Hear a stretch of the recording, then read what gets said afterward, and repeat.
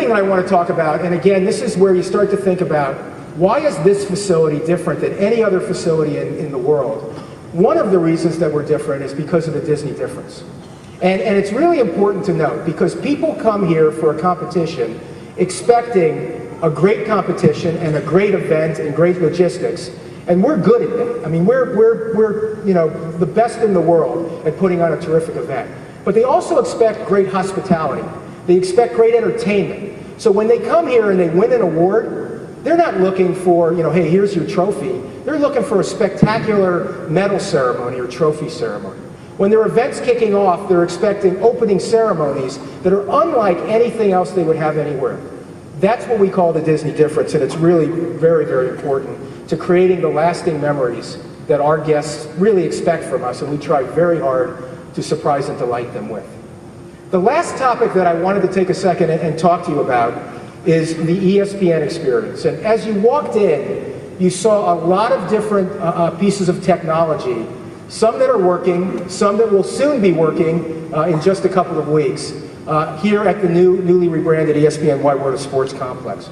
Let me explain to you why we're investing in all of this technology, all of this HD infrastructure, because at the end of the day, we want our guests to come here, and when they play here, we want them to feel like playing here means they made it to the big time.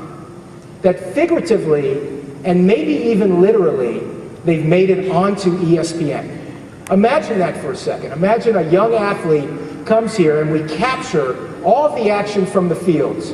We're able to edit it right on site at our own digital edit facility. We're able to then push it out to the jumbotrons and the monitors and the audio systems. Maybe we're able to push it out further to mobile devices. We're able to push it out to the internet. We're able to push it out on ESPN platforms like ESPNU, ESPN2, maybe even SportsCenter. I mean, that's a pretty heady thing for an athlete to truly feel like they've made the big time.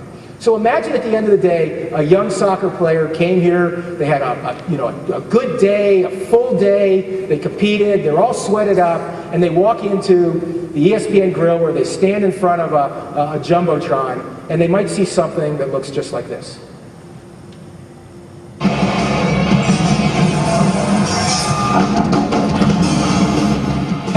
This is John Anderson from ESPN SportsCenter. It has been an incredible day of kicking here at the Disney Cup International Soccer Tournament at ESPN's Wide World of Sports. More than 40 games have been contested by teams from 14 different countries. There have been some amazing plays by, well, who knows, perhaps some future World Cup stars. Let's take a look at some of those highlights. 1, 2, 3,